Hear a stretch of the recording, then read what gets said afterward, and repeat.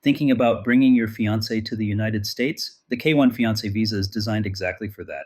Here is how it works in 2026. You must be a United States citizen, not just a green card holder. And you must have met your fiancé in person within the last 2 years. The process starts with filing Form I-129F with USCIS.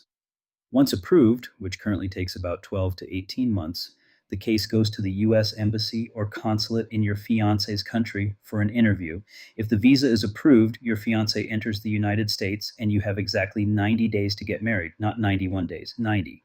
After the wedding, your spouse can file Form 1485 to adjust status and apply for a green card without leaving the country. This is one of the fastest paths from a foreign country to a U.S. green card. But mistakes on the I-129F can add months to your timeline. At Prosperity Immigration Law, we handle K-1 cases from the first filing all the way through the green card.